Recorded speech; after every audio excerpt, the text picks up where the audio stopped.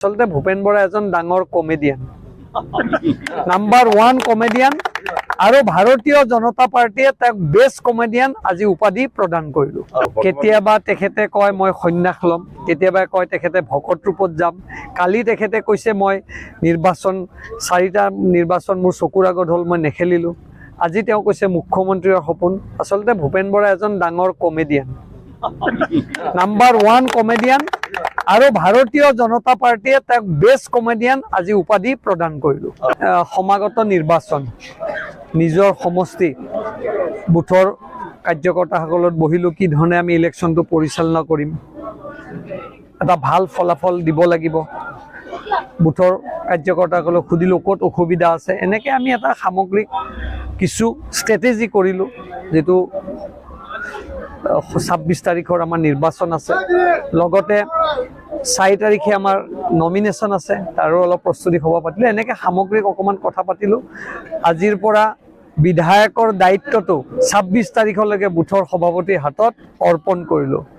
তেখেতসকলে কৈছে আপুনি মঙলদৈ, দৰং, ওদালগুৰি লোকসভাত দিলীপ শইকীয়াৰ হৈ কাম কৰি থাকক, আপোনাৰ হৈ আমি সমষ্টিত কাম কৰি থাকিম।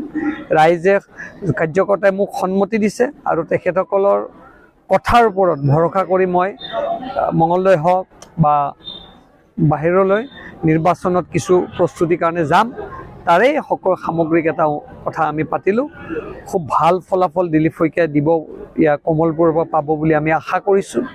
কাৰণ বিৰোধী এতিয়া শূন্য, প্ৰায় বিৰোধী নাই। আৰু কংগ্ৰেছটো যিটো পৰিৱেশ হৈছে, কংগ্ৰেছে এতিয়া 3 নম্বৰ বা 4 নম্বৰ স্থানত থাকিব আজি ওদালগুৰি, দৰং ওদালগুৰিত। সেইকাৰণে আমি তাৰে প্ৰস্তুতিৰ অলপ আলোচনা কৰিলোঁ। এতিয়া সভা প্ৰায় শেষ কৰিলোঁ।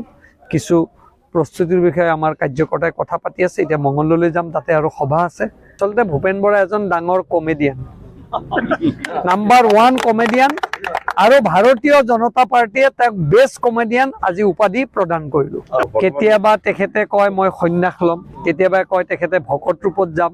কালি তেখেতে কৈছে মই 4টা নিৰ্বাচন মোৰ চকুৰ আগত হ'ল, মই নেখেলিলো। আজি তেওঁ কৈছে মুখ্যমন্ত্ৰীৰ সপোন। আচলতে ভূপেন বৰা এজন ডাঙৰ কমেডিয়ান, নাম্বাৰ 1 কমেডিয়ান, আৰু ভাৰতীয় জনতা পাৰ্টিয়ে তাক বেষ্ট কমেডিয়ান আজি উপাধি প্ৰদান কৰিলো। সমাগত নিৰ্বাচন, নিজৰ সমষ্টি বুথৰ কাৰ্যকৰ্তাসকলত বহিলো, কি ধৰণে আমি ইলেকশ্যনটো পৰিচালনা কৰিম, এটা ভাল ফলাফল দিব লাগিব। বুথৰ কাৰ্যকৰ্তাসকলক সুধিলো ক'ত অসুবিধা আছে, এনেকৈ আমি এটা সামগ্ৰিক কিছু ষ্ট্ৰেটেজি কৰিলো।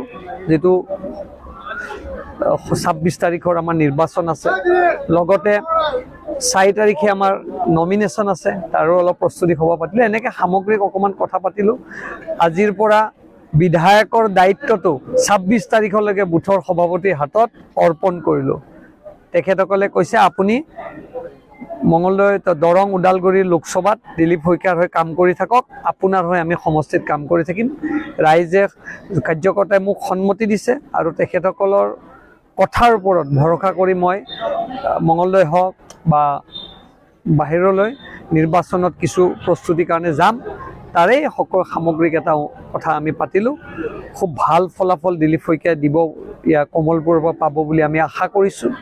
কাৰণ বিৰোধী এতিয়া শূন্য, প্ৰায় বিৰোধী নাই। আৰু কংগ্ৰেছটো যিটো পৰিৱেশ হৈছে, কংগ্ৰেছে এতিয়া 3 নম্বৰ বা 4 নম্বৰ স্থানত থাকিব আজি ওদালগুৰি, দৰং ওদালগুৰিত। সেইকাৰণে আমি তাৰে প্ৰস্তুতিৰ অলপ আলোচনা কৰিলোঁ। এতিয়া সভা প্ৰায় শেষ কৰিলোঁ। কিছু প্ৰস্তুতিৰ বিষয়ে আমাৰ কাৰ্যকৰ্তাই কথা পাতি আছে। এতিয়া মঙলদৈলৈ যাম, তাতে আৰু সভা আছে।